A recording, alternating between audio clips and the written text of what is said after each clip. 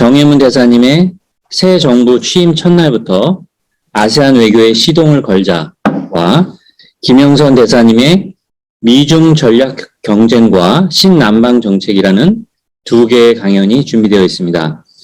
첫 번째 강연은 정혜문 대사님께서 해주실 텐데, 강연에 앞서 아세안 연구원의 구보경 교수님이 간단하게 연사님 소개를 해주시겠습니다. 네, 안녕하십니까. 아세안연구원의 구보경입니다. 정혜문 대사님의 양력을 소개해드리겠습니다. 정혜문 대사님은 서울대학교 무역학과를 졸업하시고 1977년 제10회 외무고시를 통해 외교부에 입부하여 2011년 12월까지 34년간 직업외교관으로서 복무하셨습니다. 대사님은 주 오스트리아 공사 겸 주 비엔나 국제기구 대표부 공사, 주 미국 참사관, 주 태국 참사관, 주 나이지리아 참사관을 지냈으며 외교부의 지역통상국 심의관과 아시아 태평양국 동남아 과장 등의 보직을 지내셨습니다. 이후 주 그리스 대사, 부산광역시 국제관계자문대사, 주 태국 대사, 그리고 한 아세안센터 제2대 사무총장을 역임하셨습니다. 정혜문 대사님은 경희대학교 평화복지대학원의 개공 교수님으로 재직하셨고, 현재는 아세안 지역 안보 포럼인 ARF의 전문가 저명인사 그룹의 한국 대표로 활동하고 계십니다. 오늘은 새 정부 취임 첫날부터 아세안 외교에 시동을 걸자라는 주제로 강연해 주시겠습니다. 감사합니다, 대사님. 여러분 반갑습니다. 방금 소개받은 정혜문입니다.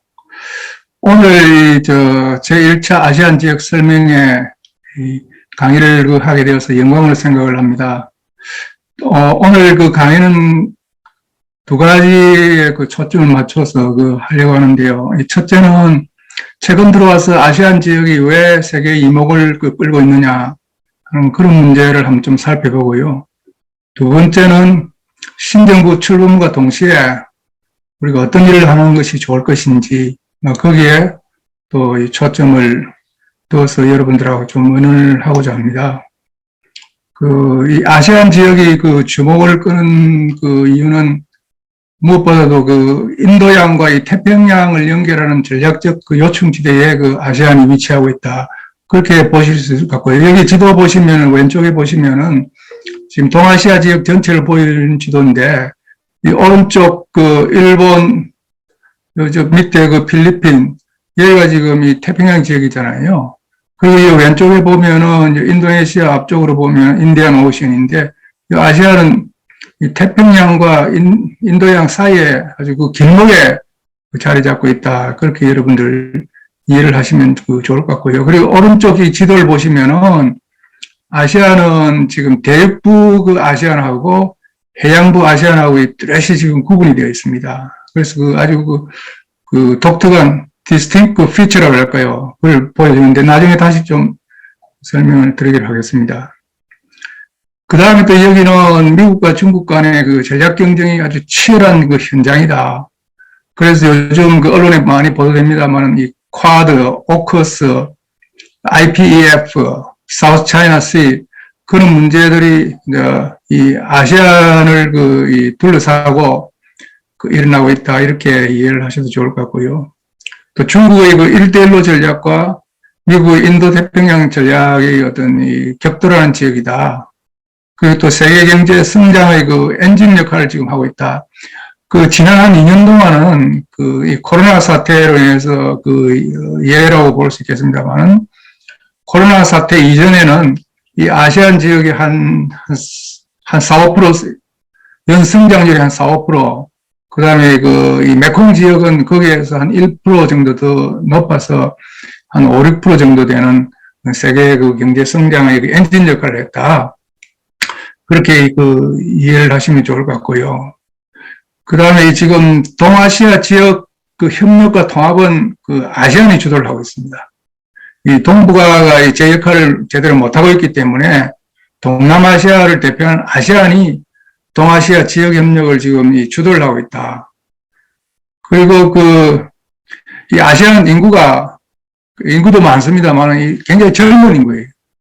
이 나라 자체가 굉장히 젊고 그 활력이 넘치고 그래서 앞으로 그 전망이 굉장히 밝다 이렇게 그 이해를 하시면 좋을 것 같고요. 그 아시안의 그 위치 여러 가지 매력이 있기 때문에 미국과 중국 등 이 강대국의 그 구애 대상이다. 그렇게 이해를 하시면 좋을 것 같습니다.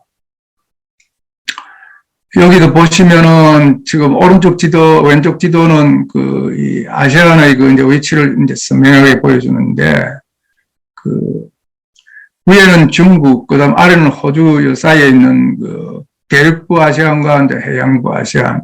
또 이 대륙부 아시안과 해양부 아시안에 대해서 우리가 각각 그 다른 그 소지역에 대한 어프로치를 지금 그 하고 있는데 나중에 좀 자세히 설명을 드리고요.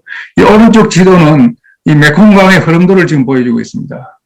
그 중국 그 은남성에서 시작해서 지금 사우스차이나시로 흘러가는 그 강의 흐름을 보여주는데 이 5나라를 관통을 지금 하고 있거든요. 아시안 5나라. 중국까지 포함하면 6나라를 지금 이제 이 관통을 하고 있는데 여기에 지금 상류 지역에 그 이제 댐 건설 때문에 또 큰 이슈가 되고 있습니다. 예. 나중에 자세히 설명을 드리겠습니다. 그 다음 여기 지금 왼쪽 그 지도를 보시면은 그 9대시 라인이라고 있습니다. 9대시 점선이 있죠? 이 점선이 있고, 그 다음에 그 안쪽으로 보면 베트남이라든지 필리핀 여기 보면 그 안쪽으로 보면 그 나라 색깔에 맞춰서 또 이 점선이 아니고 그 선이 있어요, 선이.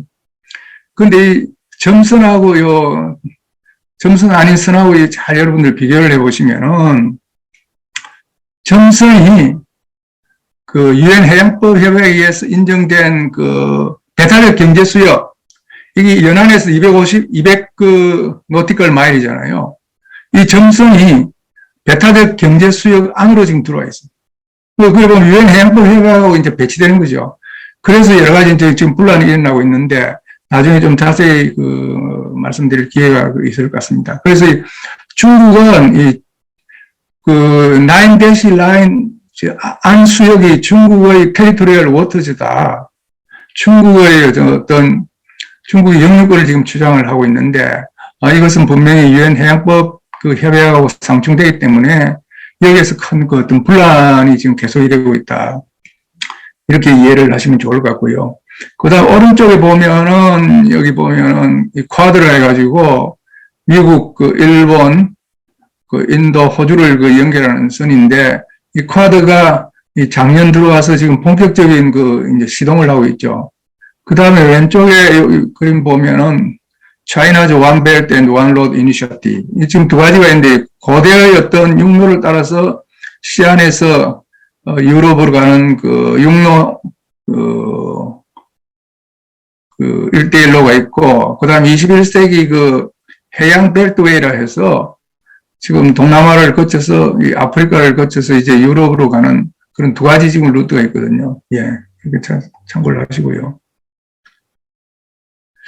그 다음에 또 이제 아시안 지역이 주목을 끄는 사유는 금년 들어와서 그 RCEP이 그 발의를 했습니다. 여러분들 잘 아시다시피 그 세계 최대의 그 어떤 이 자유무역 그 협정이다 이렇게 이해를 해도 좋을 것 같고요. 이 RCEP는 좀 쉽게 이야기해서 인구면에 그다음 무역면에서 그다음 또 이 GDP 면에서 전 세계의 그 한 30%를 차지를 합니다. 굉장한 거죠. 이 전 세계 GDP의 한 30%, 전 세계 교역량의 한 30%, 인구도 한 30%이기 때문에 이게 지금 세계 최대 그 메가 FTA라고 이렇게 지금 이야기를 하고요. 그 다음에 지금 그 작년 2월 1일 발생한 미얀마 이 군사 이 쿠데타로 인해서 이 아시안의 단합이 상당히 저해가 되고 또 아시안의 신뢰가 손상이 되고 또 유엔 안보리에서 이 서방 세계와 그 중국, 러시아 간의 어떤 대결로 안보리에서 아무런 지금 뭐 조치를 취하지도 못하는 그런 상태인데 그래서 이 미얀마 군사 사태로 인해서 상당히 아시안이 좀 어려운 이제 처지에 있다. 아시안의 위상이 상당히 손상당하고 있다. 그렇게 이해를 하시면 좋을 것 같고요. 그 다음에 올해 이 아시안 지역에서 아주 큰 세계의 다자 정상회의가 열립니다. 또 그만큼 아시안이 세계의 이목을 끌 수 있는 그런 좋은 또 기회가 될 수 있는데, 첫째로는 이제 캄보디아가 올해 아시안 의장국인데, 캄보디아 의장국 동안에 수임하는 이스트 에이시아 서밋 회의가 있고요. 그 다음에 인도네시아가 올해 G20 정상회의 의장국입니다. 그 다음에 태국이 또 에이펙 의장국입니다. 그래서 이 중요한 어떤 국제적 어떤 규모의 다자 정상회의를 아시안 세 나라가 호스트를 하기 때문에 그만큼 또 아시안이 국제적인 이목을 끌 수 있는 또 좋은 기회다. 그렇게 이해를 하면 좋을 것 같고요. 그 다음에 아시안의 이 캐치 프레이즈는 이 다양성 속의 조화입니다. 이 이질성, 이 다양성이 이제 자산이 되어 있는 거죠. 이 부채가 아니고, 부채가 될 수도 있었습니다만 아시안은 이걸 이제 자산으로 성화시키는 그런 어떤 능력을 지금 발휘를 했다. 그렇게 이해를 하시고요. 그 다음에 이 두 대양의 길목에 위치하고 있기 때문에 아시아는 이 태초부터 이 다문화, 다종교, 이 다종족 지역이었다. 우리 한국은 이 다문화 사회가 지금 이제 뿌리를 내린 지가 얼마 안 됐습니다만 아시아는 이 태초부터 이 다문화, 다종교, 다종족 사회였다. 그렇게 이해를 하시고요. 또 중국 남부와 지리적 근접성으로 인해서 이 고대부터 중국의 영향력이 아주 다대했다. 그리고 또 한 가지 중요한 것은 이 체제 전환에 성공한 이 구공산권 국가들이 있다. 이 베트남, 캄보디아, 라오스 이런 나라들은 중앙 계획 경제에서 이 시장 경제로 이 체제 전환을 해서 어떤 이 경제 혁신을 통해서 좀 밝은 미래로 지금 나아가고 있다. 이렇게 보시면 되고, 특히 여기에서 이 베트남 같은 경우는 체제 개혁뿐만 아니고 미국과의 국제 정상화를 통해서 상당한 경제 발전을 이루고 있어서 우리가 좀 눈여겨봐야 할 대목이다. 그 다음에 아시아에서 아시안, 유럽에서 유럽연합, 이 두 지역 통합 사례는 2차 대전 이후에 지역 통합의 대표적인 이 성공 사례이기 때문에 우리가 좀 눈여겨봐야 될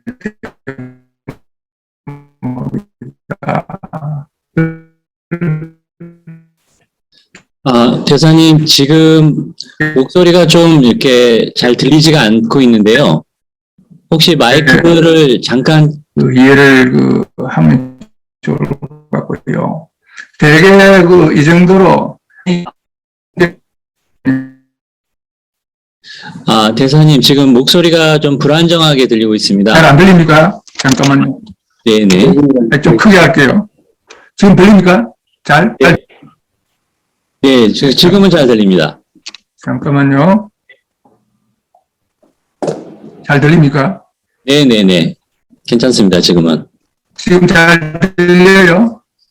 예. 그때 약간 그래서 지금까지는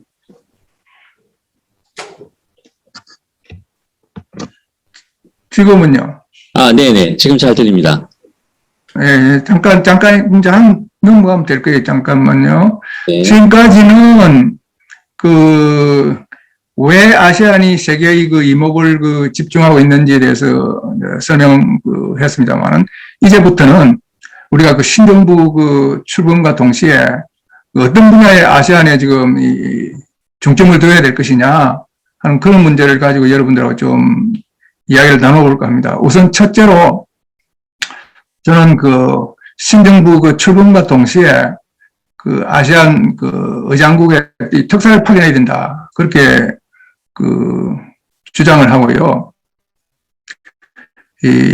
우리나라는 대통령 취임과 동시에 주변 사강의 특사를 파견하는 관례를 지금까지 정착을 시켜왔습니다. 근데 5년 전에 처음으로 이 사강과 동시에 아시안 의장국의 특사를 파견했는데, 당시 아시안 의장국이 필리핀이었습니다. 그래서 올해는 이 캄보디아가 아시안 의장국인 만큼 올해 아시안 의장국의 사강에 보내는 특사와 같은 시기에 이 특사를 파견을 해야 된다. 그렇게 생각하고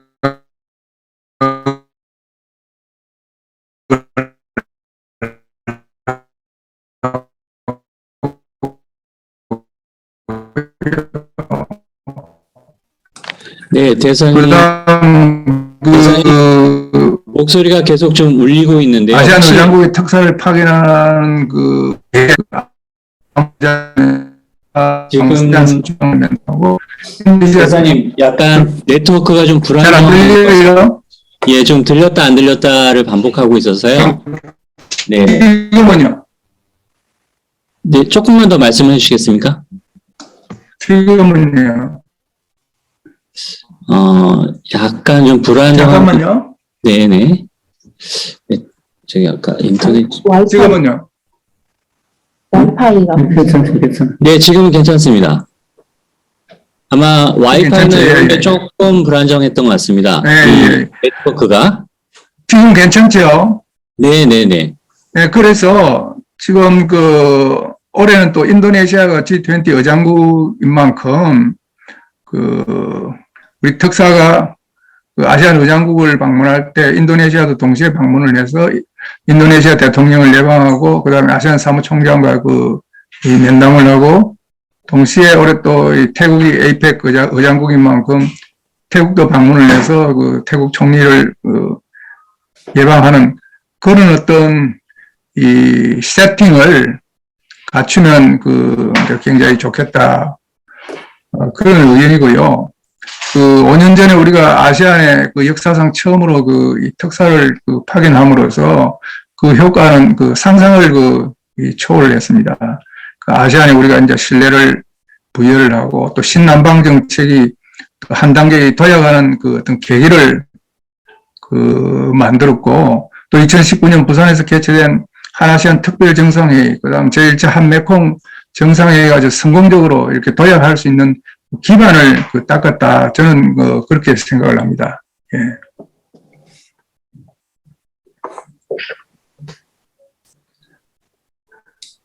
그 다음, 두 번째로 제가 이제 강조하고 싶은 사안은 한아시안 특별정상회의 한국 개최 추진입니다. 2024년이 되면은 우리가 아시안과 대화관계 수립 35주년이 됩니다. 그리고 우리는 지난 세 번에 걸쳐서 매 5년 주기로 한국에서 한아시안 특별 정상회의를 개최를 했습니다. 2009년 대화관계 수립 20주년, 그다음 2014년 대화관계 수립 25주년, 2019년 대화관계 수립 30주년, 이 계기에 지금까지 세 차례에 걸쳐서 한국에서 아시안 열나라 정상과 그다음 아시안 사무총장이 참석한 가운데에 이 특별 정상회의를 개최를 했다. 그래서 우리가 알기로는 지금까지 아시안의 11개 대화 상대국 중 한국이 자국에서 가장 많은 특별 정상회의를 개최한 것으로 지금 알고 있습니다. 그래서 대화관계 수립 35주년이 되는 2024년도에 한아시안 특별정상회의를 다시 한번 개최를 해서 한아시안 관계에 이 새로운 모멘텀을 불어넣을 필요가 있다. 저는 그 점을 특별히 이제 강조를 하고 싶습니다. 예. 그 다음 또 강조하고 싶은 사항은 또 우리가 더 포커스를 맞춰야 될 사항은 지금 우리 NSP에서 신남방 정책에서 신남방 정책 플러스로 신남방 정책을 업그레이드를 했습니다. 이 신남방 정책을 업그레이드 하게 된 계기는 코로나 사태로 인한 국제 환경 이 변화에 우리가 부응을 해야 되겠고 또 코로나 사태로 인해서 각 회원국들, 아시안 회원국들의 어떤 협력 수요 자체가 변하고 있습니다. 그래서 국제 환경 변화와 수원국의 협력 수요의 변화를 동시에 고려를 해서 탄력적으로 이 정책을 운영을 해야 되겠다.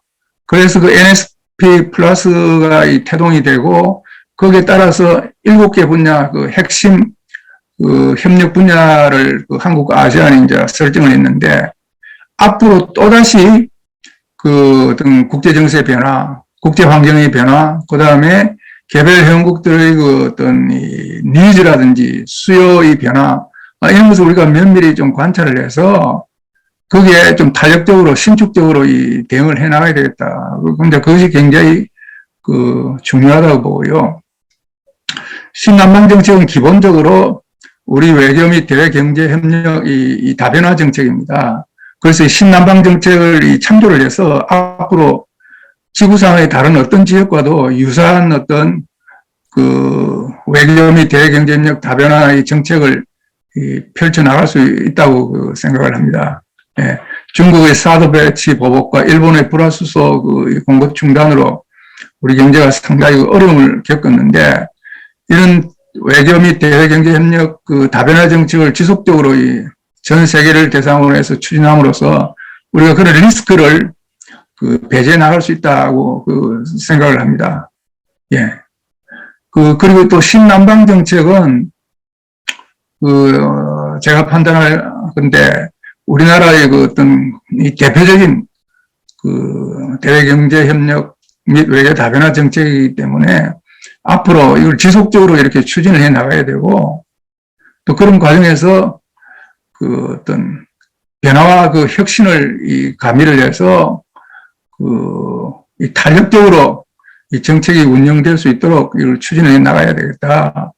그리고 신남방 정책은 우리의 어떤 이 번영과 직접적인 이 관련이 있기 때문에 이걸 앞으로 지속적으로 갖고 나가야 할 필요가 있다.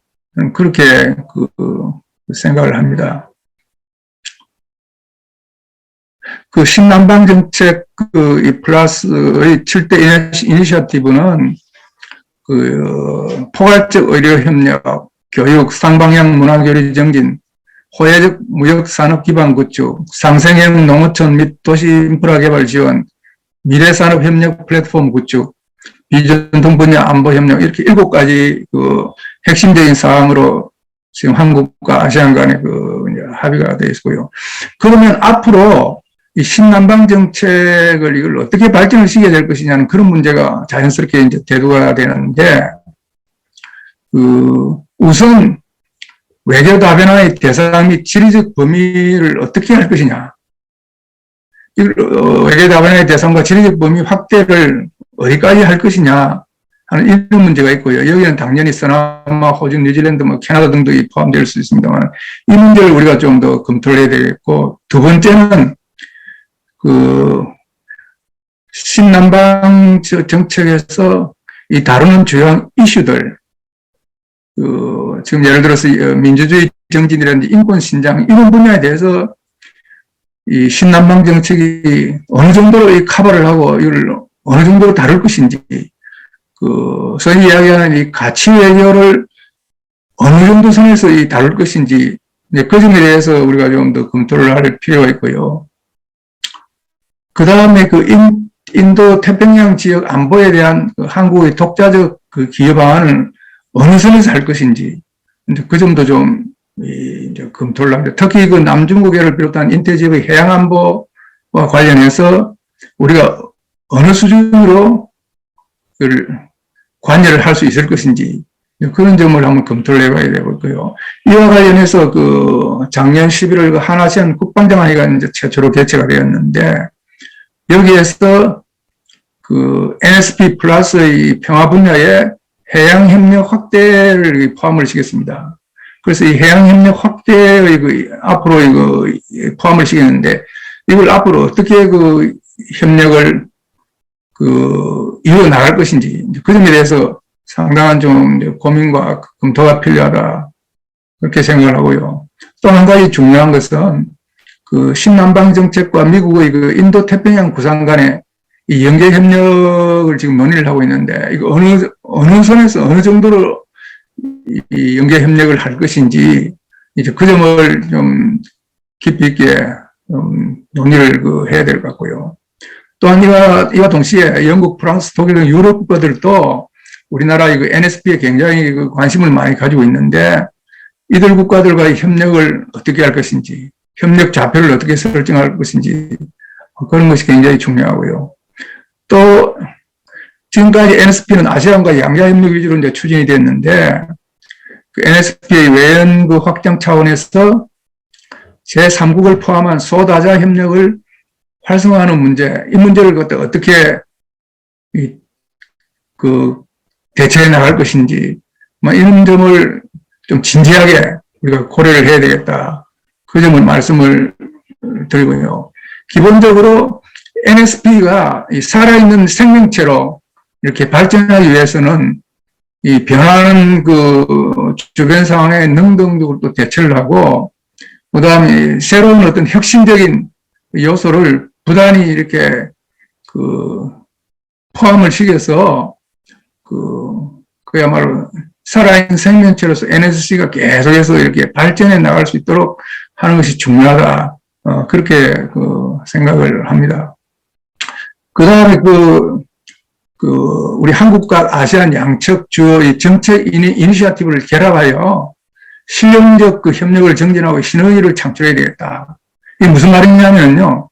지금 한국과 아시안 간의 유사한 정책 이니셔티브가 한 3가지가 있다고 볼 수 있습니다. 첫째로 조금 전에 설명드렸던 NSP 플러스의 7 이니셔티브하고, 그 다음에 인도 태평양에 대한 아시안의 관점, 여기 보면 4가지 협력 분야가 있습니다.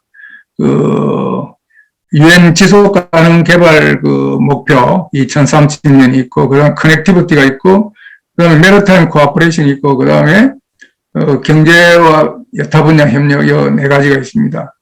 이 4가지와 그다음에 아시안 포괄적 회복 프레임워크라고 해서 이 아시안이 코로나 바이러스 19 탈출 전략인데, 여기에도 보면 이제 5가지 내용이 나와 있는데, 우리의 어떤 NSP 플러스 7 이니셔티브와 그다음에 AOIP와 그다음에 ACRF의 이니셔티브를 결합을 해서 실용적 협력을 정진함과 동시에 시너지 효과를 창출을 하자. 여기에 대해서는 한국과 아시안이 공감대가 형성이 되어 있습니다. 그래서 이 분야에서 한국과 아시안이 이 협력에 치중을 함으로써 한국과 아시안 양측의 어떤 상호 이익을 도모를 할 수 있다. 그렇게 생각을 하고 있고요. 그 다음 아시안과 양자 및 다자 FTA 네트워크를 지금 이제 확대하는 것이 양측의 어떤 공동 번영에 기여를 한다. 그 말씀을 좀 강조를 하고 싶고요. R7 조금 전에 설명을 들었습니다만도 전 세계 GDP의 약 한 30%, 전 세계 무역의 한 30%를 차지를 하고 있습니다. 그만큼 굉장히 중요하다. 그 다음에 한아시안 FTA는 이미 체결이 되어서 작동을 하고 있습니다만, 이 한아시안 FTA를 더 업그레이드할 필요가 있다.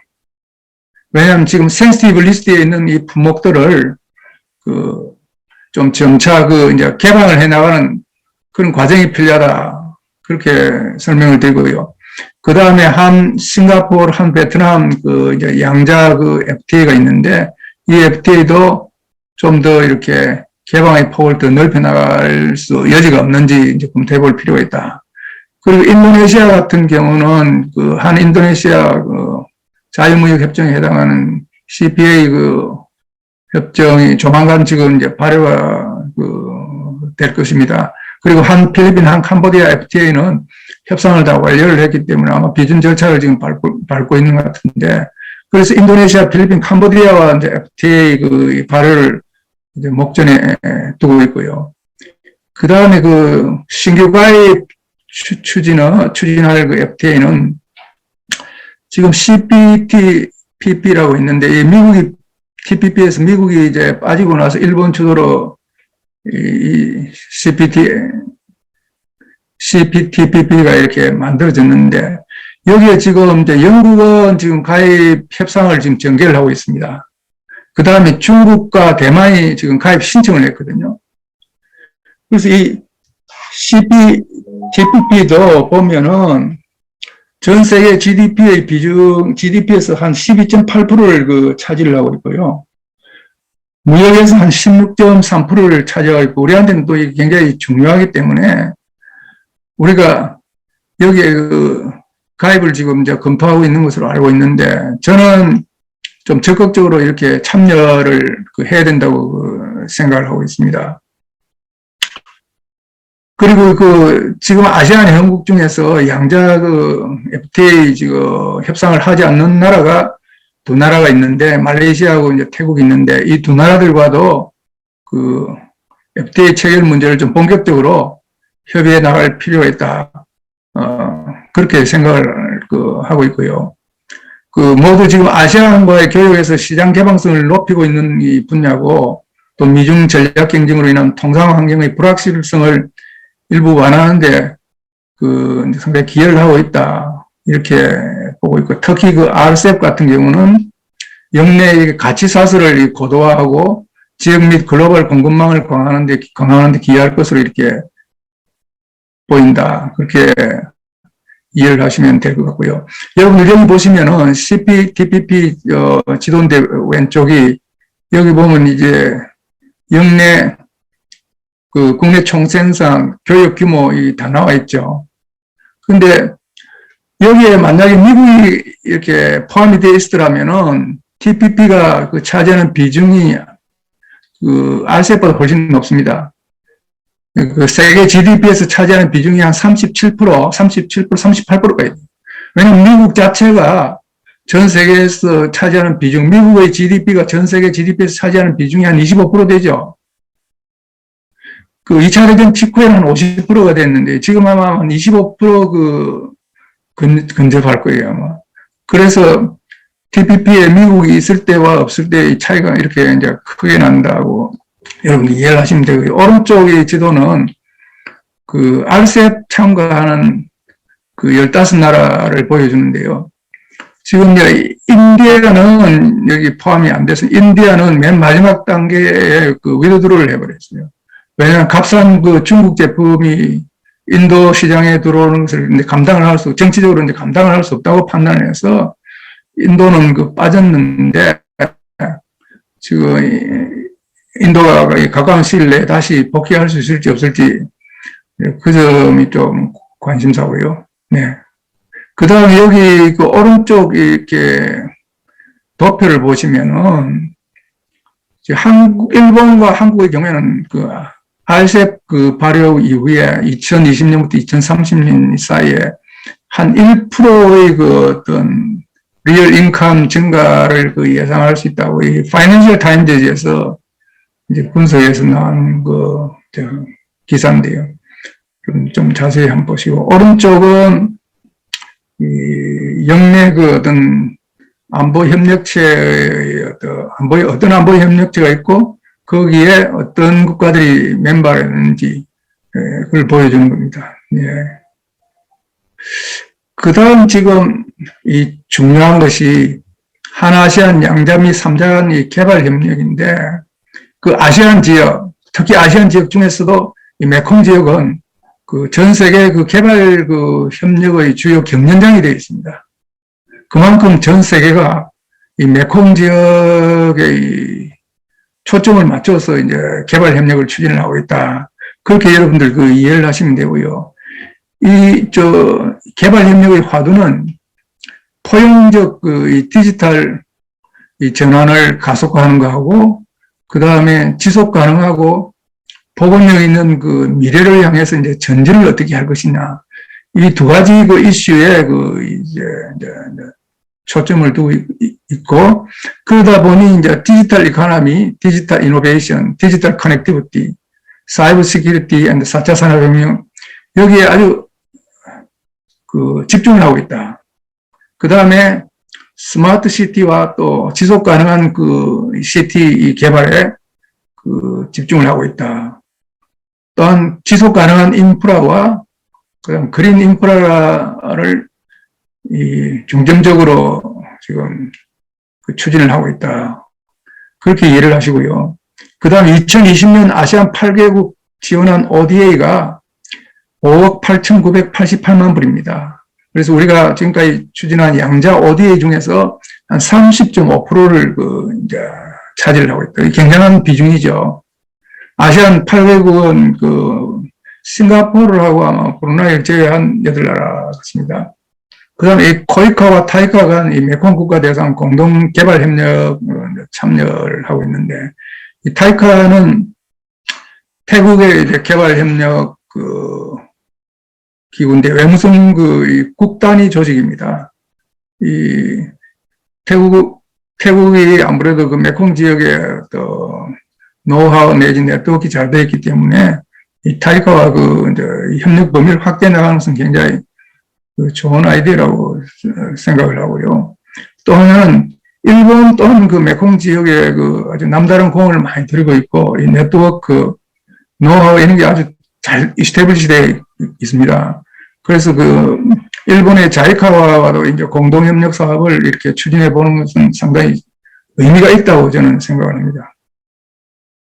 그 다음 작년 5월 21일 한미 정상회담에서 한국과 미국이 이 동남아에 대한 어떤 이 개발 협력에 어떻게 협력할 것인지 그 문제를 상당히 깊이 있게 다뤘습니다. 그래서 정상회담 이 공동성명에 보면은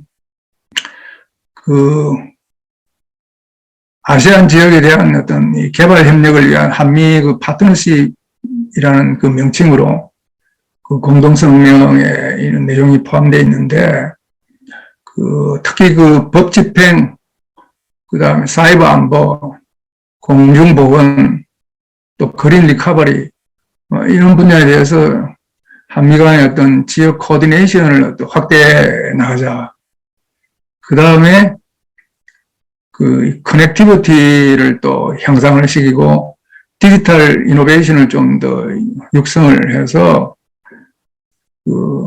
한미 간에 그 다음에 동남아 이 세 나라 사람들 간의 어떤 people to people 타이를 더 이제 확대해 나가자.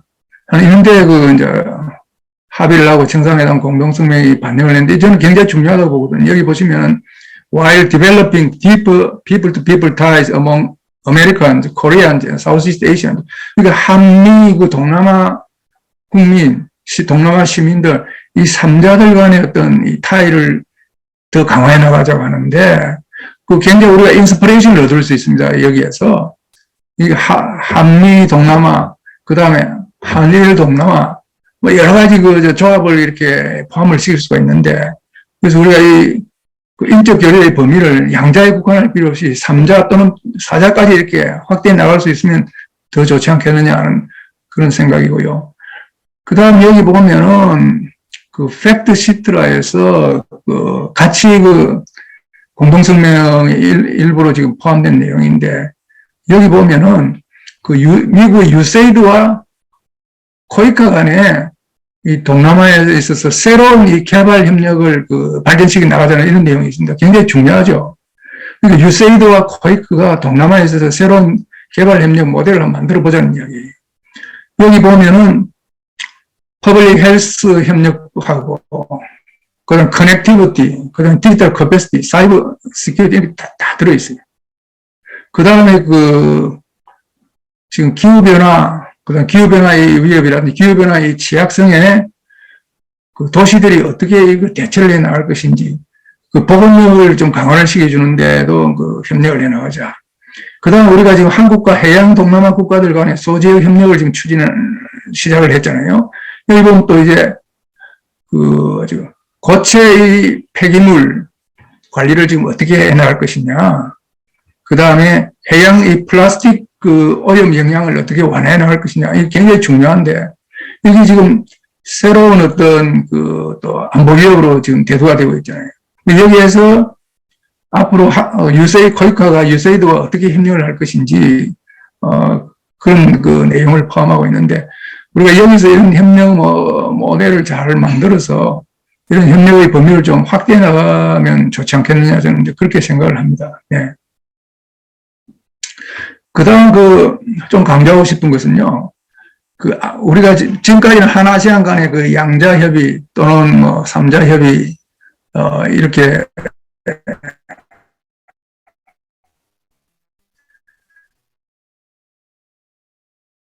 대상이 되었는데, 아세안 다자회의라는 게 있습니다. 거기 브렉시트에 브렉시트 후에 영국이 아세안 대화상대국으로 이제 합류하기 전까지는 아세안이 그 10개의 대화상대국이 있었는데 영국이 브렉시트 후에 그 아세안의 대화상대국으로 합류를 했습니다. 그러다 보니 지금 아세안의 대화상대국이 11나라인데 저는 이 11나라가 우리 한국 입장에서 볼 때는 유엔 안보리 상임이사국보다 더 중요하다고 봅니다. 유엔 안보리 상임 그 이사국이 15나라잖아요. 여기 보면 이제 11개 나라인데 우리나라에 다 이 중요한 나라들이에요. 이 11개, 한국 제외하고 10개 나라들이죠. 정말 중요한 나라이기 때문에 이 아시안 무대에서 이런 나라들하고 이제 관계를 밀접히 발전시켜 나가는 게 굉장히 중요하다. 그 다음 1997년은 그 아시안 플러스 3 체제가 태동하게 된 해였습니다.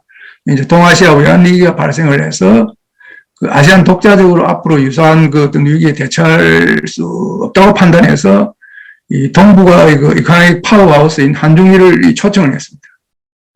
근데 여기서 아시안 플러스 3 체제가 태동하고 나서 그 성사시킨 가장 중요한 그 어떤 업적이라고 할까요? 그것이 이 치앙마이 이니셔티브 멀티레터럴라이제이션입니다. 이 태국 치앙마이에 있는 태국 제2도시 치앙마이에서 그 아시안 플러스 3 그 재무장관들이 모여서 이 제도를 이제 만드는데 합의했다고 해서 치앙마이라는 이름이 붙었는데 쉽게 이야기하자면은 이 다자간 커런시 스왑입니다. 우리 한일 간에 그 바이래터럴 커런시 스왑 어그리먼트가 있었죠. 한일 간에도 있었고 한중 간에도 있었고. 그래서 그런 커런시 스왑을 통해서 외환시장의 어떤 안정감, 신뢰를 심어주었기 때문에 위기가 더 이상 확대되지 않도록 우리가 할 수 있은 거 아니에요. 그렇죠. 그래서 지금 아시안 플러스 3기 때 13나라가 참여를 하기 때문에 멀티래터럴 커런시 스왑 어레인지먼트입니다. 여기에 걸려있는 기금이 얼마냐면 2,400억 불이에요. 이 2,400억 불을 가지고 위기 방지, 위기를 사전에 방지할 뿐만 아니고 위기가 발생했을 때 어떻게 대처할 것인지 그런 것을 집중적으로 이렇게 서베이하고 이제 논의하는 그런 어레인지먼트인데 이 일을 어디서 하느냐 하면 암로가 합니다. 그 밑에는 암로. 그 아시안 플러스 3 매크로 이코노믹 리서치 오피스 싱가포르에 설치된 국제기구인데 여기에서 이걸 관리를 해요. 아시안 플러스 3 그 국가들의 매크로 이코노믹 그 지표들을 이제 감시하는 거죠. 그리고 이제 이 워닝도 하고 그리고 필요할 경우에는 어떻게 이걸 이행을 하든지 그리고 2,400억 불 중에서 여기서 40%는 IMF 딜링크입니다. 40%는 IMF와 이렇게 링크가 되지 않고 60%만 지금 IMF 그 링크가 되어 있어요. 예. 그 다음에 그 에이시안 본드 마켓 이니셔티브. 아시안, 동아시아 국가들이 무역을 해서 흑자가 많이 환류를 하고 있죠. 그럼 이 환류 들어온 이 돈을 어떻게 그 영내 그 인프라 개발이라든지 이것을 하기 위한 채권 시장을 지금 조성을 해서 그 동아시아 국가들이 벌이는 돈으로 자체 돈으로 그 인프라 개발을 한번 해보자는 그런 어떤 아이디어에서 출발했는데 지금 이거 본드 마켓 이니셔티브 계속 지금 협의 중에 있습니다. 예. 가장 최신 자료를 여러분들이 보시려고 하면은 그 암로 홈페이지에 들어가서 아시안 플러스 3 그 재무장관 회의와 중앙은행 총재회의가 2021년 5월 달에 개최됐는데 가장 최근에 그 자료를 보시면은 현황을 알 수 있는데 지금 현재 계속 협의 중에 있고요. 그 다음에 그 아시안 플러스 3에서 그 이룬 또 중요한 합의 중에 하나가 그 아시안 플러스 3 이머전시 라이스 리저브입니다. 아시안 플러스 3의 그 비상 쌀 비축 제도라는 거예요. 이거 어느 한 나라가 예를 들어서 식량이 모자랄 경우에 도와주는 제도입니다. 각 국가별로 그 이제 할당이 되어 있어요. 우리 한국은 그 150만 톤이, 일본은 그 250만 톤, 중국은 300만 톤, 그 다음에 아시안 각국이 또 할당을 받아 있는데, 이 지금 사무국은 그 태국에 있습니다. 예. 여기 또 그 사무국에서 여러 가지 이제 행정을 하는데, 그래서 아시안 플러스 3 그 이머전시 라이스 리저브 이것도 굉장히 제가 볼 때는 이 좋은 제도고 아시안 플러스 3가 이 제도화해 나가는 과정에 있어서 중요한 업적이다 이렇게 이해를 하시면 될 것 같고요. ESA는 그 2005년 출범을 했는데 정상들 간 영내 전략적 이슈 논의장이다. 그 다음에 그 ARF는 1994년도에 출범했는데 27개국 회원국이고 북한도 참여를 합니다. 근데 ARF는 그 외교장관 회의입니다. 예. 주로 그 영내 그 비전통 난 트래디셔널 그 이제 안보 이슈를 이제 주로 다루고 해양 안보라든지 뭐 여러 가지 이 안보의 어떤 포괄적 개념에 뭐 여러 가지 그 비전통적 그 이제 안보 위협을 이제 다루는 기관이고요. 그 우리 한국이 여기서 굉장히 아주 이제 적극적인 그 역할을 하는데 지금 현재는 보면은 그 ICT 분야 그 시큐리티 분야의 그 코체어를 지금 이제 맡고 있는데 이 ARF가 이 한반도 문제에 대해서 이제 나름대로의 그 역할을 하려고 지금 신경을 많이 쓰고 있습니다. 그 다음에 그 ADMM 플러스인데 이거는 아시안 디펜스 미니스터즈 미팅 플러스인데 이거는 국방장관 그 협의체인데 18나라가 회원국입니다. 그 EAS와 똑같은데 2010년 그렇게 출범을 했고 여기에서도 우리 한국이 상당히 좀 적극적인 그 역할을 많이 하고 있고 지금 현재로는 이 사이버 시큐리티 분야에 그 전문가 워킹 그룹의 코체어를 지금 맡고 있다. 그래서 이 아세안도 보면은 아세안 플러스 1뿐만 아니고 여러 나라들이 참여하는 이 아세안 이 다자간 협력이 굉장해요. 여기에서도 우리가 지금 굉장히 아주 적극적인 그 역할을 지금 하고 있다. 이렇게 이해를 하시면 좋을 것 같고요. 그 다음에 아세안의 마음을 훔치는 감동적 활동이라는 이런 제목을 써놨는데 저는 이제 한류의 어떤 지속 가능성 이런 것을 담보하기 위해서는 리사, 태국 출신 블랙핑크의 태국 출신 리사 어떤 이런 예를 많이 좀 만들면 좋겠다는 생각이 듭니다. 그렇게 해야 지속 가능성이 있고 또 동남아 지역이 우리 한류와의 K-팝이 가장 사랑받는 곳이기 때문에 그 사람들의 관심사항을 좀 충족시켜주는 그런 것이 좀 필요하다 그런 생각을 하고 있고요. 그 다음 4년 전 이 베트남에서 방영된 오늘도 청춘과 같은 합작 드라마 이런 것을 많이 제작을 해서 한국과 해당 국가에서 이제 동시에 이걸 이제 시청할 수 있도록 하는 것이 굉장히 중요하다. 축구 박항서 신태용 감독 말할 필요 없습니다. 또 김태원 감독이 말레이시아 축구 국가대표로 선임되었다는 보도도 제가 봤고요. 이런 것이 또 그 나라의 젊은 사람들의 청년들의 어떤 감정을 굉장히 또 청년들에게 감동을 주어서 우리 한류의 어떤 이 범위를 이제 확산시켜 나가는데 굉장히 도움을 많이 주고 있고 또 태국 같은 경우에는 보니 태권도 국가대표 감독이 한국인인데 지난 도쿄올림픽에서 태국 역사상 태권도에서 최초로 금메달을 태국에 안겨주어서 지금 국민적 영웅이 되어 있고요. 이 태권도 보급이 굉장히 확대가 되고 있다. 그 다음에 주한 아시안 커뮤니티라고 하면 우리가 유학생, 이주 노동자, 결혼 이주자 이렇게 생각해 볼 수 있는데 이런 분들이 동남아에 비친 대한민국의 얼굴이 될 수가 있습니다. 이분들에 대해서 우리의 가족으로, 이웃으로, 친구로 우리가 마음의 문을 열고 따뜻하게 하면은 큰 반향을 불러일으킬 수가 있다. 이것이 현지에서 하는 어떤 현지에서 기획에 의한 홍보보다는 훨씬 더 효과가 크다. 홍보 효과가. 그래서 이분들을 상대로 해서 우리가 잘하고 그런 모습을 동남아에 보여주면은 현지에서 하는 홍보 효과, 몇 배 이상의 효과를 거둘 수가 있습니다. 그 다음에 시민사회를 어떻게 연계시킬 것이냐. 우리 한국 시민사회와 동남아 시민사회 간의 교류가 굉장히 활발한데 정부가 하고 있는 일에 이제 시민사회를 어떻게 관여를 시키고 시민사회의 어떤 도움을 어느 정도 얻을 것이냐. 이게 굉장히 중요한데, 이 점을 우리가 더 깊이 있게 좀 생각을 해봐야 된다. 그리고 정부 간 회의에 또 시민사회 회의를 병행해서 개최하는 이런 문제를 좀 검토를 해봐야 되는데, 아시안은 지금 그렇게 하고 있거든요. 그 한국과 아시안 간의 그 회의 때에 한국과 아시안 시민사회가 어떤 패러렐 회의를 어떻게 할 것이냐, 이런 문제를 좀 진지하게 좀 검토를 해보면 좋을 것 같고요. 그 다음 한아시안 협력기구 지원을 좀 강화를 해야 되겠는데, 한아시안 협력기구 현황을 제가 이렇게 여러분들 참고하시도록 나열을 했습니다.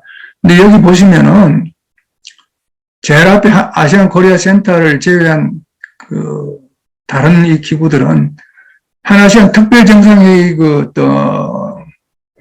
이 개최 이후에 특별정상회에서 합의를 해서 이렇게 이제 승사된 이 기구들입니다. 이게 굉장히 중요하죠. 특별정상회의를 이렇게 개최함으로써 이런 양측 간의 어떤 항구적인 협력 체제가 출범하게 되었습니다. 이게 굉장히 중요한데, 앞으로 특정 분야에서 한아시안 협력을 이제 견인할 이 기구들입니다. 그러니까 좀 눈여겨보시고, 여러분들이 또 가능한 범위 내에서 좀 지원을 많이 하고, 또 여기에 또 참여도 많이 하시면 좋을 것 같고요. 그 다음 또 한아시안 협력기금이 지금 3개가 있는데요. 우리가 한아시안 해양협력까지 지금 소지역 협력으로 하기 때문에 BIMF-E가 알로케이 코퍼레이션 펀드는 브루나이, 인도네시아, 말레이시아, 필리핀, 이스트 에이시아 그로스 에어리아 알로케이 코퍼레이션 펀드입니다. 예. 그래서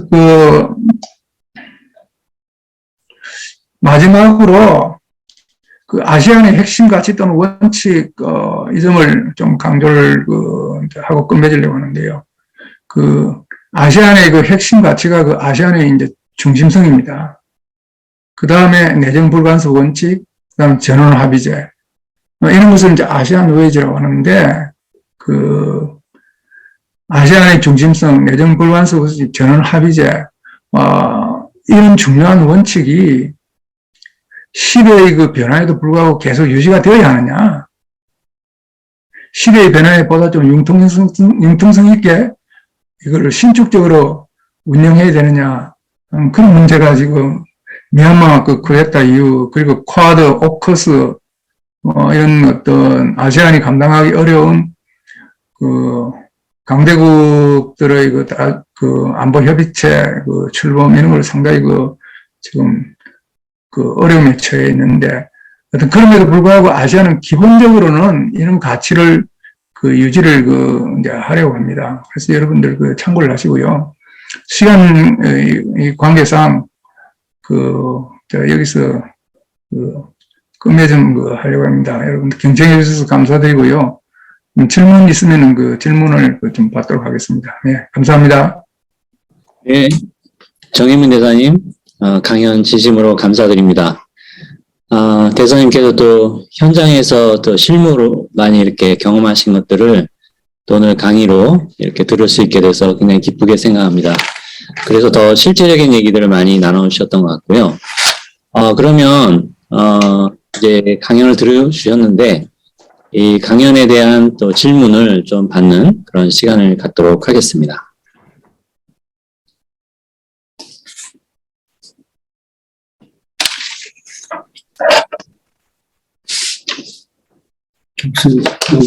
네, 그러면 먼저 아시안연구원의 김동엽 원장님이 말씀 좀 해주시겠습니다.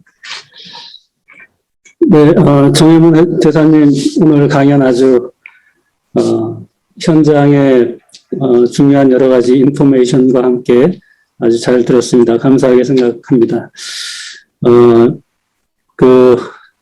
아무튼 이 외계 현장에 계셨던 대사님이시라 저희 이제 학자들 학계에서 이렇게 논의하고 좀 추상적인 것보다도 아주 실질적인 다양한 내용들을 말씀해 주셨습니다. 그래서 아주 의미 있는 그런 이 강의였다 이렇게 생각을 합니다.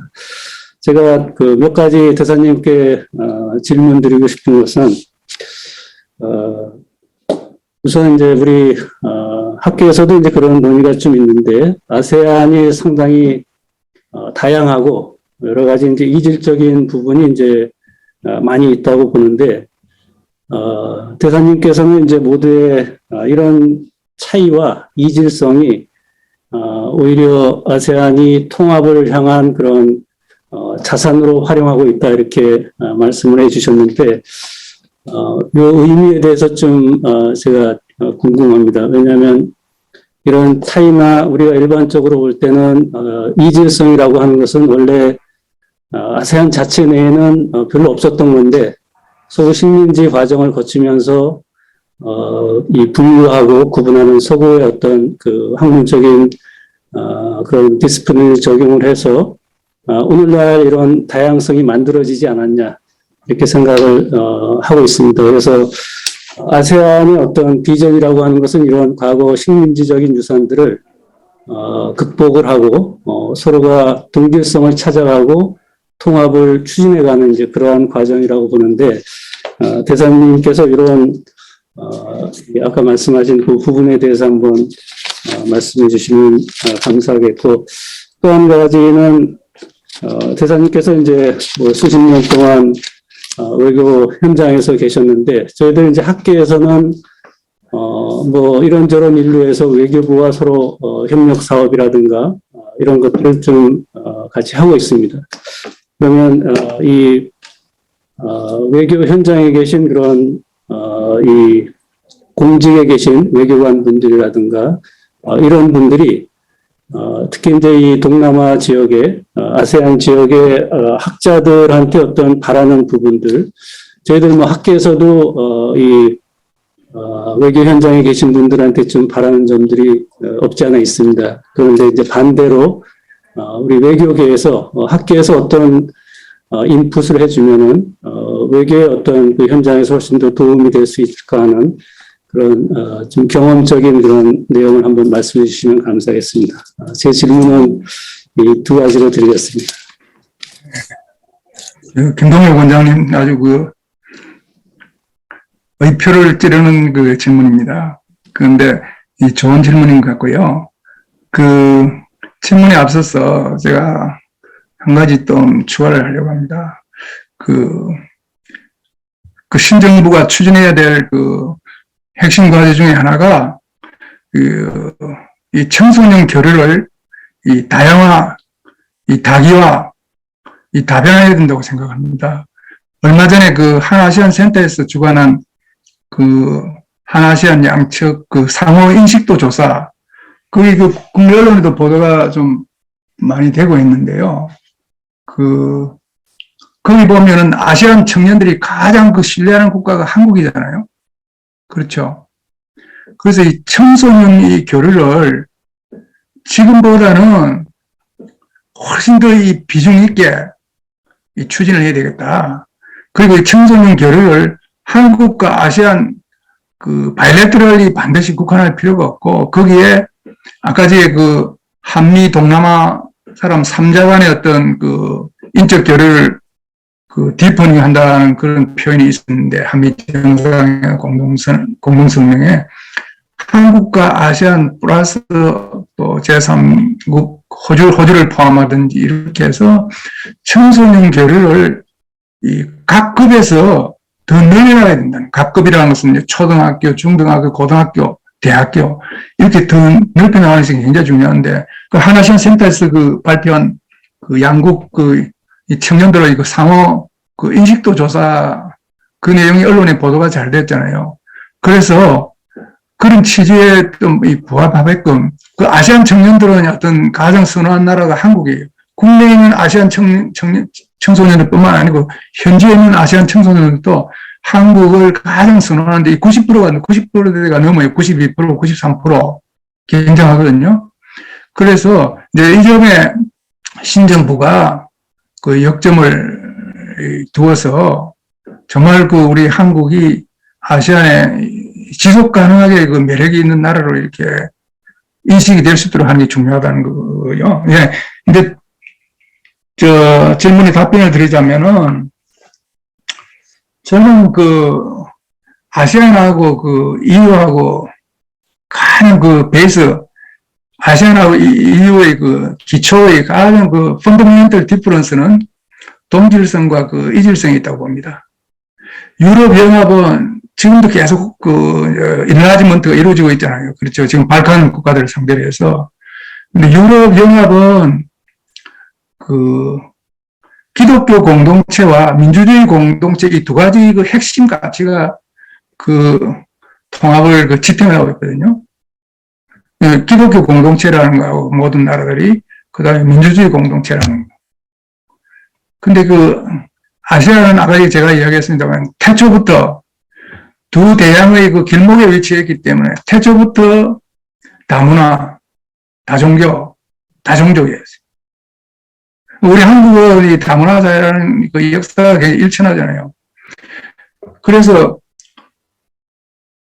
그런 어떤 다이버시티가 본질이 되는 거예요.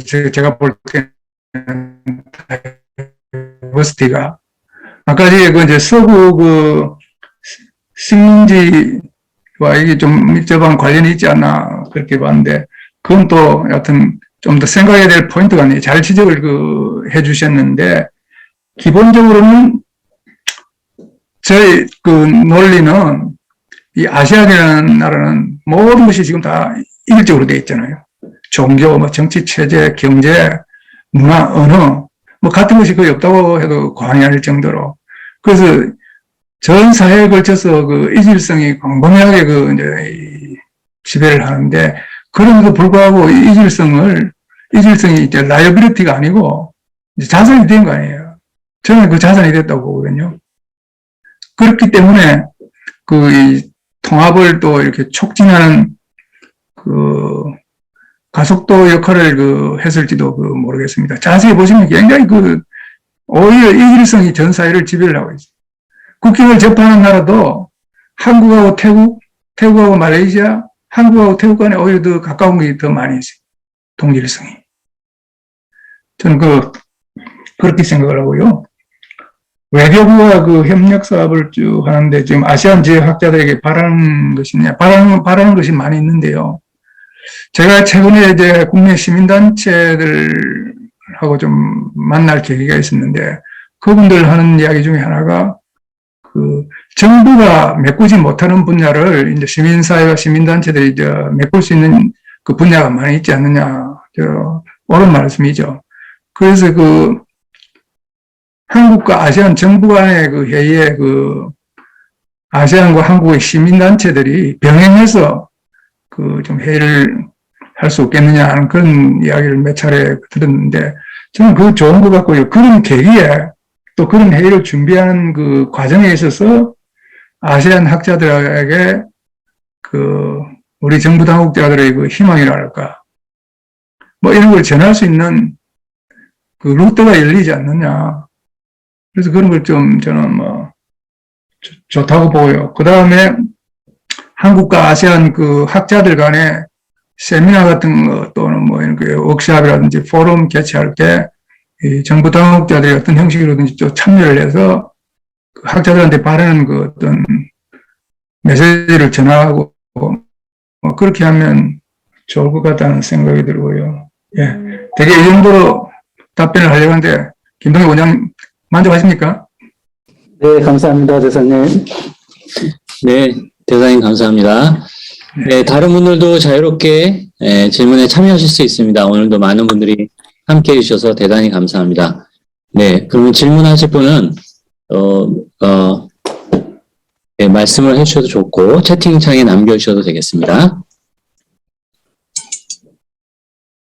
제가 좀 얘기해도 될까요? 예, 하세요. 네, 네네, 안녕하세요. 제가 핸드폰으로 해가지고 좀 상태가 안 좋습니다. 이해 부탁드리고요.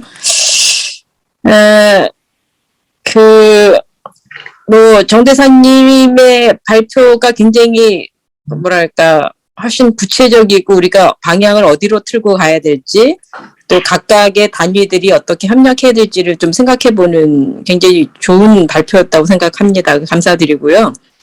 그리고 이제 시민사회의 한 일원으로서 어떻게 또 시민사회가 이런 부분에 참여해야 될까, 이제 그런 더 생각을 좀 많이 하게 됐고요.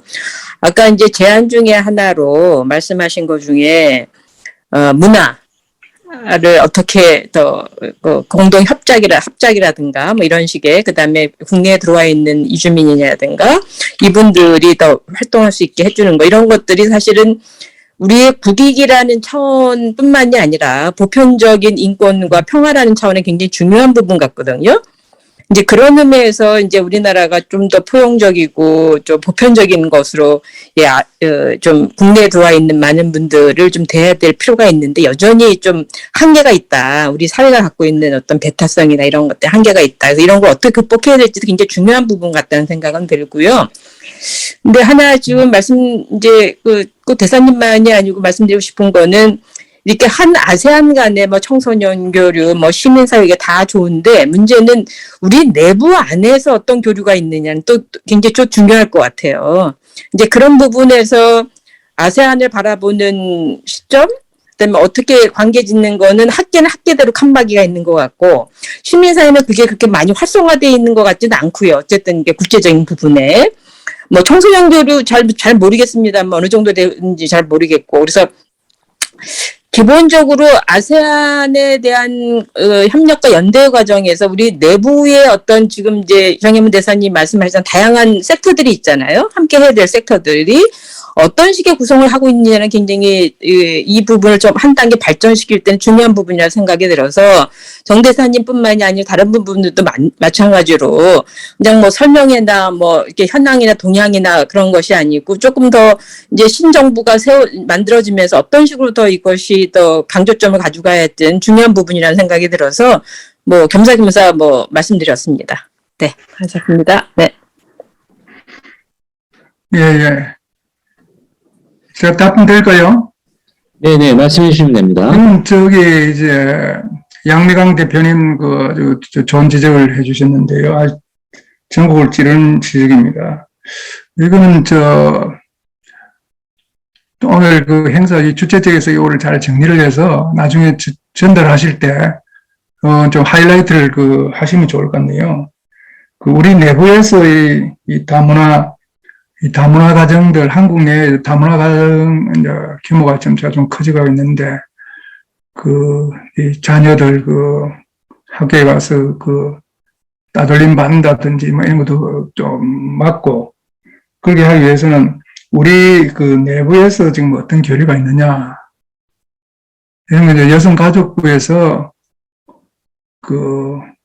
이걸 어떻게 지금 다루려고 하는지, 이것도 아무래도 또 이제 신정부가 조만간에 출범을 이제 하게 돼 있으니 각 부처마다 해당 사항을 또 잘 정리를 해서 저희들 나아갈 방향을 정리를 해서 캠프에 보고하고 그러지 않겠습니까?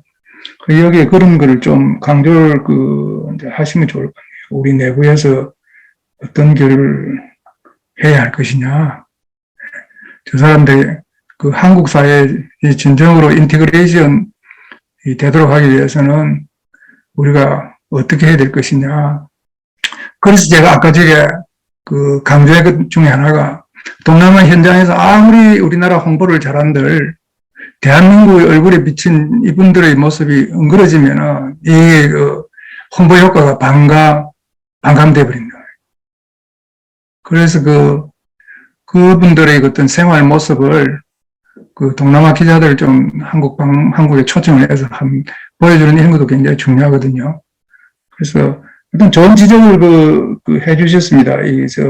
우리 내부에서 어떤 교류를 지금 해야 될 것인지, 여기에 대해서 어느 정도 깊이 있는 고민을 지금 하고 있는지는 모르겠습니다만, 하여튼, 지적이 된 만큼 이걸 해당 부처에 잘 좀 전달을 해서 이런 방향으로 좀 관심을 많이 가져달라고 이야기를 좀 하는 게 좋을 것 같네요. 네. 다음 분 하시죠. 네, 네. 양미강 대표님 됐습니까? 네, 알겠습니다. 감사합니다. 네. 네, 다음도 질문 받도록 하겠습니다.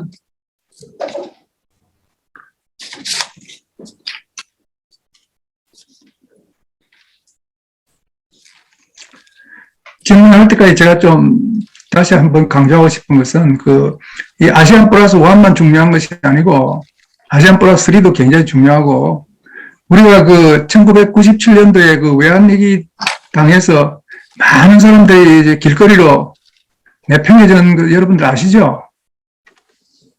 직접 보신 분도 많고, 저 같은 경우는 이제 직접 보고 다 경험도 하고 있는데, 이제 그런 일들이 없어야 되잖아요. 그런 일들을 없애기 위해서 하는 것이 이제 창마이 이니셔티브 멀티래터럴라이제이션인데 2,400억 규모도 크거든요. 그래서 아세안 플러스 1뿐만 아니라 아세안 플러스 3도 굉장히 우리한테 중요한 것이다. 그다음 거기에 아세안 플러스 3 비상 쌀 비축제 이런 것도 굉장히 중요하잖아요. 식량 위기, 푸드 시큐리티 이런 것을 다 이제 다루는 이슈인데 거기에 아세안 플러스 3가 다 협의를 해서 이런 어떤 합의문을 만들어냈다. 그래서 이런 것을 여러분들이 잘 아시고 아세안 플러스 1뿐만 아세안 플러스 3도 굉장히 중요하다. ARF도 중요하고 ADMM 플러스도 중요하다는 것을 인식을 하셔야 돼요. 최소한 여기에 참석하신 분들은 아세안 플러스 1뿐만 아니고 아세안 이 다자협의체에서 하고 있는 것이 자기의 어떤 이 삶에 자기 가족의 생활에 직접적인 영향을 미친다는 것을 여러분들이 잘 이해를 하셔야 된다고요. 저도 지금 기억에 선한데 위기가 한창 발발했을 때 한미 통화 수합이 이루어짐으로써 시장에 안정감을 심어줬다. sense of stability. 정권 시장에, 외환 시장에. 그렇게 해서 이 통화 가치가 이제 안정이 되고, 그럼 여러분 다 기억하시잖아요. 그죠? 창마이 이니셔티브 멀티래터럴라이제이션이 또 그런 면에서 중요하고, 예. 여러분들 좀 관심 많이 가져주십시오. 네. 네. 다음 분 하십시오. 질문하실 분 계시면. 네네. 저도 좀 한 가지 대사님께 질문 드리겠습니다. 새 정부가 취임하면 이제 아세안 특사를 좀 보내야 된다고 이렇게 말씀하신 것에 대해서 저도 전적으로 동감하고 또 지지를 보냅니다. 다만 만약에 이렇게 아세안 특사를 파견한다면은 특별히 우리가 좀 아세안에게 제시해야 될 어떤 컨텐츠도 중요하다고 생각하는데요. 어떤 컨텐츠를 좀 이 아세안 특사가 제시를 하는 것이 지금 상황에서 가장 우선순위가 될 수 있는지 그런 것도 좀 말씀해 주시면 감사하겠습니다. 네, 예. 아세안 특사는 아세안 아까 제가 이야기한 대로 가는 김에 아세안하고 태국하고 인도네시아 이렇게 같이 이제 방문하는 게 좋을 것 같은데요. 아무래도 가장 중요한 것이 코비드-19 이 보건 협력을 어떻게 할 것이냐. 글로벌 앤드 리저널 헬스 크라이시스에 한국 아세안이 지금까지 이렇게 대처를 해왔는데 앞으로 어떻게 더 대처를 잘할 것이냐. 지금 이제 중요한 것은 이 동아시아 보건 의료 협력을 어떻게 지금도 잘해왔지만 더 잘할 것이냐. 동아시아 보건 의료 협력. 이제 코비드-19 이제 대처 경험에 비춰봐서 동아시아 보건 의료 협력을 앞으로 어떻게 더 잘 해나갈 것이냐는 이것도 굉장히 중요하고요. 또 하나는 지금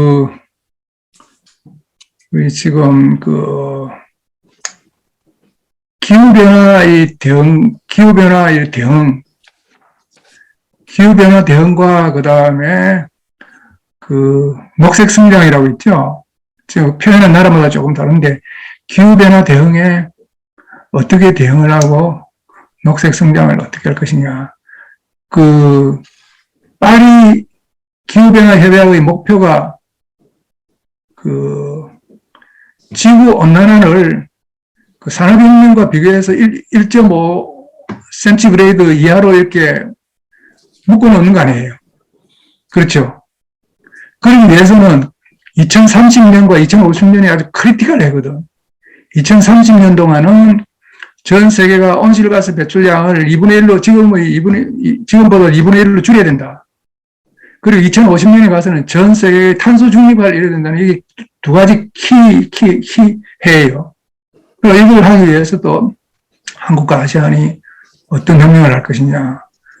이제 순환 경제라는 말도 나오고 녹색 경제 이렇게 나오는데 이런 것을 통해서 한국과 아시안이 기후변화에 어떻게 대처할 것이냐 하고, 그 다음에 또 하나는 이제 디지털 트랜스포메이션이, 한국과 그 아시안이 이 디지털 트랜스포메이션이 어느 정도로 그 협력을 이뤄나갈 것이냐는 건데, 아까 이 보면은 한국과 아시안 간의 또 이제 3자 간의 그 협력, 3자 간의 그 어떤 개발 협력 그 자세한 내용을 보시면은 이 디지털 분야가 굉장히 많죠.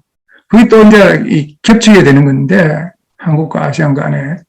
그래서 브로드하게는 이 큰 세 가지 분야가 그 주민들의 어떤 삶의 질에 큰 영향을 미칠 수가 있잖아요. 그리고 또 한국과 아시아는 그 내년 아마 작년에 그 하려고 하다가 못한 것 같은데 올해 최초로 그 보건장관 회의를 개최해요. 한 아시안 그 헬스 미니스터즈 미팅을 이제 새롭게 이제 개최를 하게 돼 있다. 그만큼 이제 보건 분야 협력이 또 굉장히 중요하다는데, 크게 그 한 세 가지인데, 근데 이 세 가지가 한국과 아시안 간의 어떤 가장 중요한 이슈일 뿐만 아니고 동아시아 전체를, 아니면 전 세계에서 지금 가장 중요한 이슈 세 개를 고르라는 것 같으면은 이런 것이 아니겠느냐, 그런 생각이 듭니다. 네. 됐습니까? 네, 감사합니다, 대사님. 제가 질문 하나. 네네.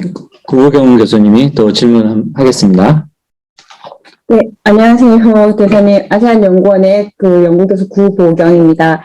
제가 다름이 아니라 대사님께서 현재 ARF 이제 전문가 전형 인사그룹 한국 대표로 활동을 하고 계셔서 제가 미얀마의 현재에 대해서 조금 궁금한 게 있어서 잠깐 질문을 조금 드리고 싶습니다.